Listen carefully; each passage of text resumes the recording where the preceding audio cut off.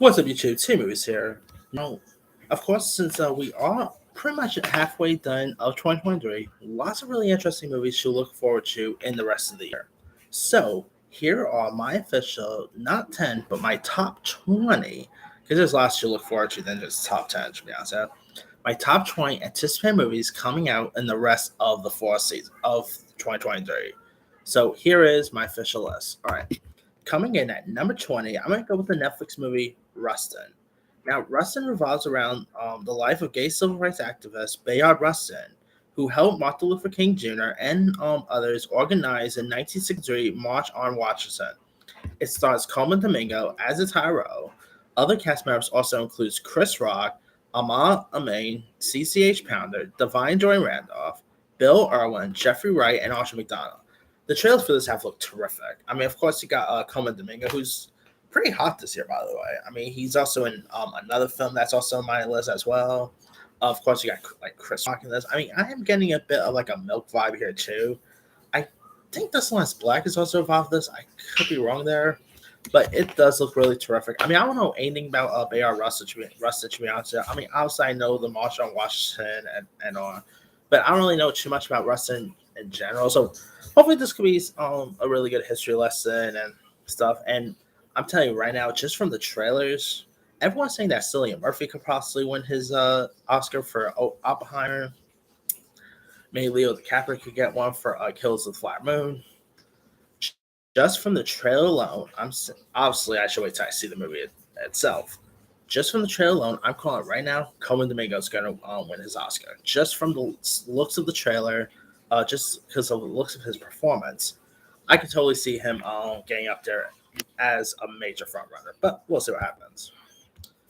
All right, coming in at number 19, I'm going to go with Saw X. Now, I have obviously enjoyed the Saw movies, but this new foray into the Saw franchise, Saw X, looks like it's going to pretty much go back to, because this, of course, does take place between the events of Saw 1 and Saw 2. So I'm definitely looking forward to check this one out. Of course, you got Amanda popping up in this. So I cannot wait to check this one out. You know, some of the traps looks terrific.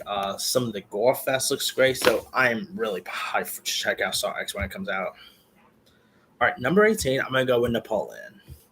Of course, directed by Ridley Scott. It is, of course, his historical epic about Napoleon Bonaparte.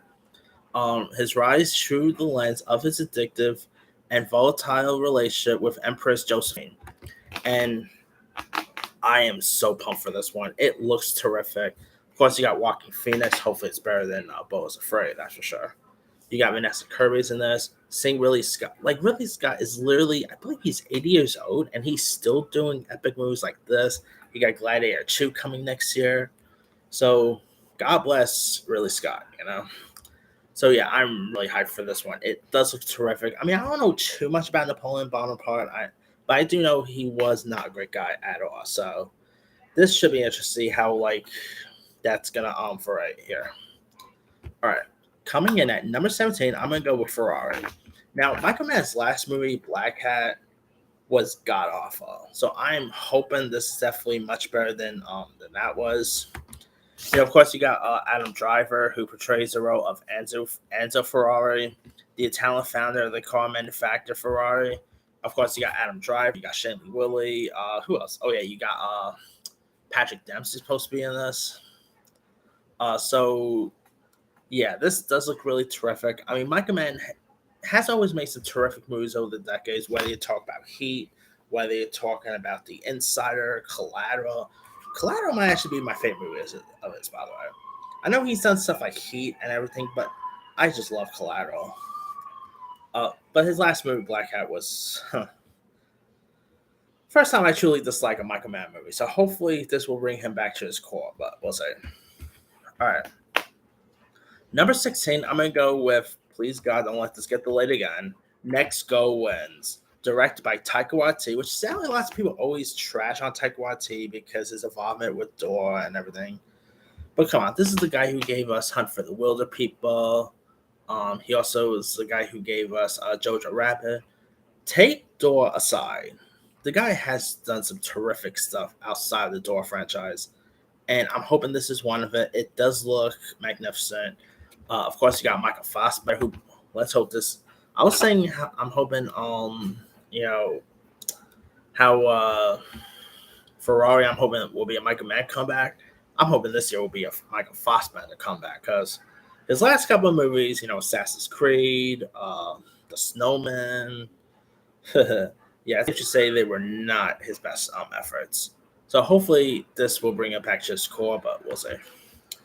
All right, number 15. I'm gonna go with the anime film Leo. Now this is of course coming to Netflix here, and it features a terrific voice cast that includes the likes of Adam Sandler, Bill Burr. And if you guys don't know much about the story here, is where like you got Adam Sandler who voices this ancient class pet lizard named Leo who has like a midlife crisis at the ripe of old age of 74, and after deciding to leave his cage for good, he unexpectedly falls into a different calling here. And this movie looks really great. Like it was only just one trailer, but I thought the trailer looked really decent. Of course, this is actually pretty much Happy Madison's first ever anime film since Eight Crazy Nights, so that's cool.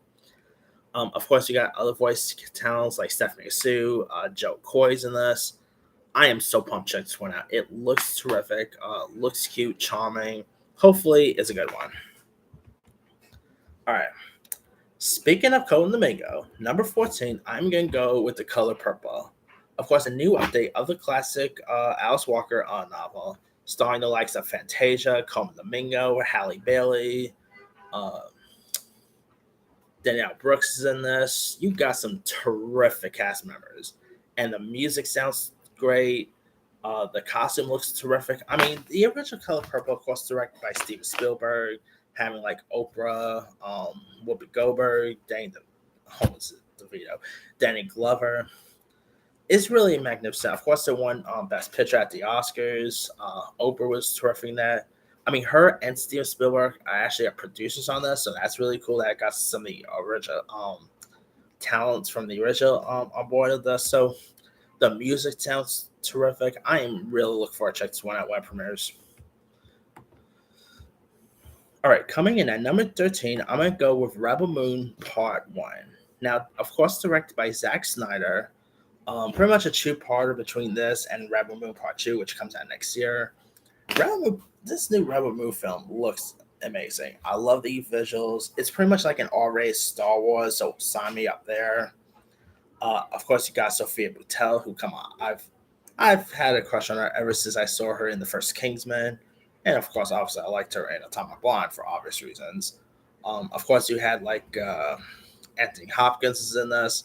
I am really looking forward to check this one out. It does look magnificent. The cast members looks great, so I'm looking forward to check this one out when it premieres.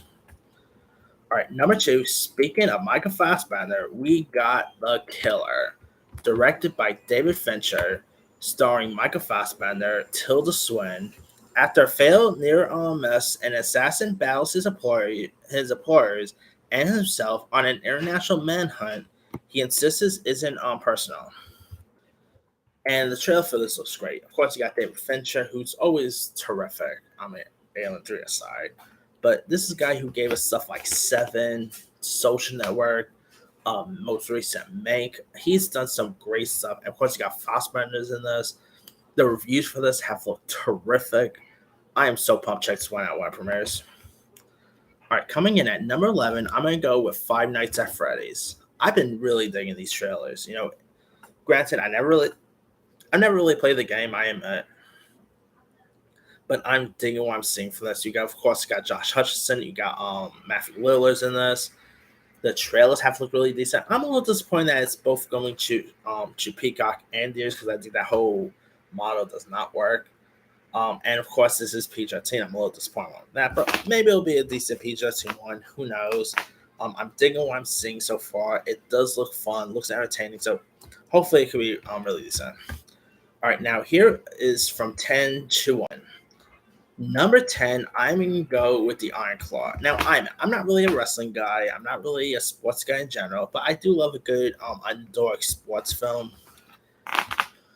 And this is, of course, if you guys don't know much about the story, it centers around the Von Erich family, a dynasty of wrestlers from the 1960s onward that has enormous success and popularized the Iron Claw professional wrestling code.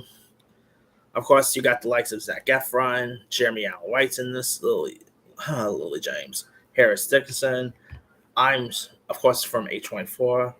I think this looks like it could be terrific. I mean, obviously, I haven't seen any trailers for it yet, but just from like the photos I've been seeing, like Zac Efron looks buff in this. Of course, you got Jeremy Allen White, who looks like he's been hitting the gym here. So I've been a fan of Jeremy Allen White like ever since Shameless. So I'm always glad to see him branching out more. Of course, he's terrific on The Bear. I cannot wait to check this one out. It definitely has Oscar potential here. Definitely getting a bit of a wrestler vibe. So hopefully it could be interesting. All right. Number 9, I'm going to go with Saltburn. Now, Saltburn is from the director of Promising Young Woman, which was one of my favorite movies of the year it got released. And it stars Barry Keoghan, Jacob Elordi, Rosamund Pike, Carey Mulligan, Richard E. Grant. And here you got Oliver Quick, played by Barry Keoghan, who develops an infatuation with the charismatic Felix Khan, played by Elordi from Euphoria fame, who invites him to meet his aristocratic but eccentric family over the summer. The trailer for this have looked really decent. It, of course, just premiered at one of the film festivals. I think it's Telluride Film Festival or Venice, one of the two. And it's been getting some really decent reviews. It does look really interesting. Looks pretty tense here. I like the cast members. After Promising Young Woman, I cannot wait to see what the director, I think her name is Emerald Fana. I cannot wait to see what she does next. So hopefully this will be as good as Promising Young Woman, but we'll see. All right, number 8, I'm going to go with Hunger Games Ballad of Songbird and Snakes. Now, I'm not really like a huge Hunger Games guy, but I've enjoyed the Hunger Games franchise. Of course, you got Rachel Zegler's in this. You got, Peter Dinklage is such to be like a prequel source to the Hunger Games franchise. The kid who plays like young Snow looks great in this. I think this movie looks really fun. I've been digging what I'm seeing from this. Of course, I really like, despite what people are saying now, I like Rachel Zegler. I don't care, what her stuff she says. I think Rachel Zegler is great. So, and I know lots of people are complaining about it because the whole Snow White situation. I mean, people are just fine, but I'm definitely excited to see her in this. So hopefully it'll be good. All right, number 7, I'm gonna go with Wish. Now, Wish, the previews for Wish has looked really terrific. I mean, I'm hoping it does really great because Disney Animation's last film, Strange World, did not do great. So I'm definitely excited to check out Wish. Of course, you got Ariana DeBose, who I really adore. Chris Pine, I mean, this does look like it could be a really terrific watch. It looks beautiful. Of course, the story about the iconic wishing star is something I never knew I needed, but it's something I'm definitely interested in seeing. So I'm intrigued to check this one out when it premieres. All right. Number 6, I'm going to go with Maestro. Now, Maestro is, of course, a biopic about Leonard Bernstein and also has Carey Mulligan in it. Nice year for Carey Mulligan, by the way. I mean, to be honest, all due respect to Frances McDormand, Carey Mulligan should won her Oscar for Promising Young Woman, but that's a topic for another time. But this trailer has looked really decent. Of course, you got Bradley Cooper coming off of A Star is Born. I'm digging the cast members here. Bradley Cooper, I think, looks great in this, despite the whole controversy surrounding him. But I'm definitely excited for this. I'm hoping it's really good. Of course, it's produced by Steven Spielberg and Martin Scorsese, of all people.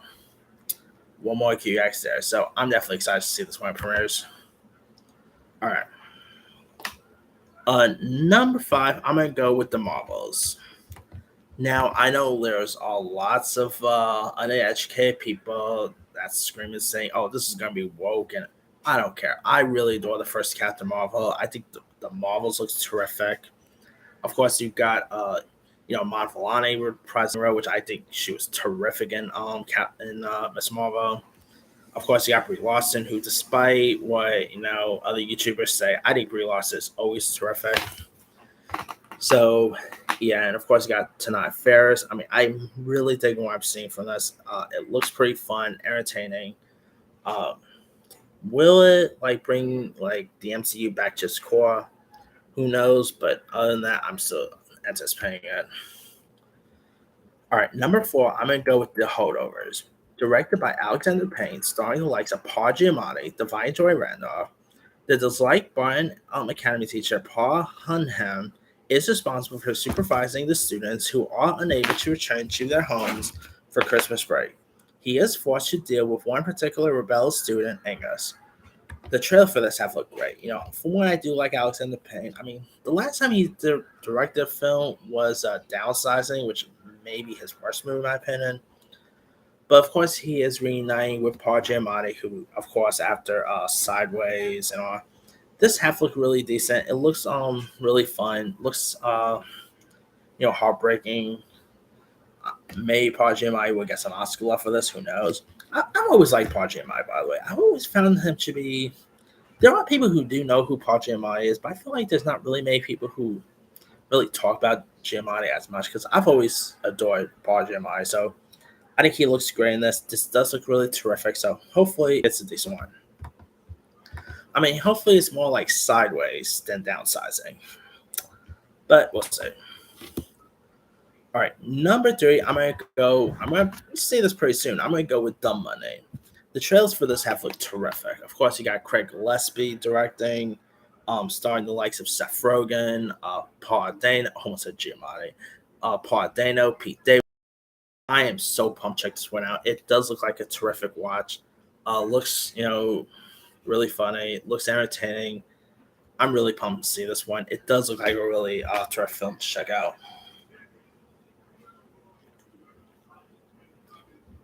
And I mean, this is, of course, if you guys don't know, is about the GameStop stock that went on, and it's gonna be interesting to see how this thing unfolds. All right, number two, I'm gonna go with Killers of the Flower Moon. Of course, starring Leo DiCaprio, Robert De Niro, Lily Gladstone. Plot centers on a series of Oklahoma murders in the Osage Nation during the 1920s, committed after oil was discovered on tribal land. Of course, you got Scorsese, who is arguably one of the greatest filmmakers of alive. I mean, whether you talk about Goodfellas, Taxi Driver, Raging Bull, Scorsese is always amazing. So I cannot wait to check this one out when it premieres. It does look really fascinating. Going to be pretty long though. I think it's supposed to be like 4 hours long. Oh boy, I'm gonna ease up on this drinks while I'm watching this, obviously, but I'm definitely excited for this nonetheless. It does look really terrific. I mean, you got DiCaprio, De Niro. What more can you ask for?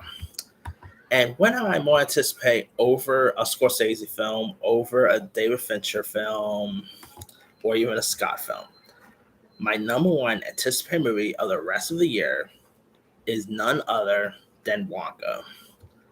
I am really excited for Wonka. I mean, for one, it's directed by Paul King, who gave us the Paddington movie, so that has a check mark.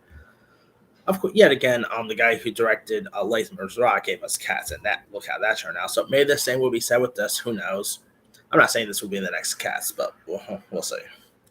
Of course, you got Timothy Chalamet. I mean, obviously, Dune. If you guys don't know, Dune Part Two was actually in this list, but yeah, that whew, got pushed back next year. So Dune Two ain't coming out this year. So yeah. Of course, Timothy Chalamet. I think he looks terrific as Willy Wonka. I mean, the original Willy Wonka always holds a place in my heart. I mean, Gene Wilder obviously is always terrific as that role. Of course, you had the Johnny Depp version, which I still always appreciate. Nowhere near as good as the Gene Wilder one, obviously, but I still adore the original, the Johnny Depp version. Of course, you got Timmy Chalamet, who I think looks terrific in this. Hugh Grant as the Oompa Loompa. That's something I never knew I needed. This does look like a terrific watch. It's supposed to have some really cool music to it. From the same people who gave us Harry Potter. So this is from the same people who gave us Harry Potter and Paddington. One more QX for. So I'm definitely super pumped to check this one out when it premieres. But that is, of course, pretty much it. Here is my rundown. Number 20, Rustin. 19, Saw X. 18, Napoleon. 17, Ferrari. 16, Next Go Wins, 15, Leo, 14, The Color Purple, 13, Rebel Moon Part 1. Number 12 is The Killer. 11, Five Nights at Freddy's. 10, The Iron Claw. 9, Saltburn. 8, Hunger Games Ballad of Songbird and Snakes. 7, Wish. 6, My Show. 5, The Marvels. 4, The Holdovers. 3, The Money.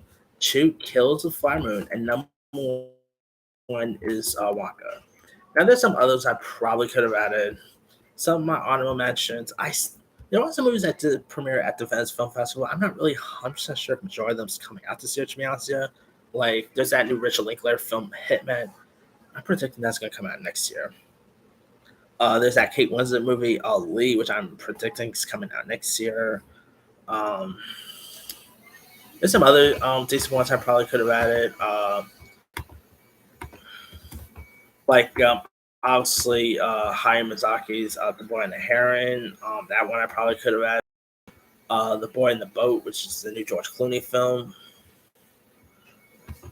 There's some other really decent ones. Let me pull some other films here. I was going to add Aquaman and the Lost Kingdom, but between everything I'm hearing, I don't know if I'm too excited for it anymore.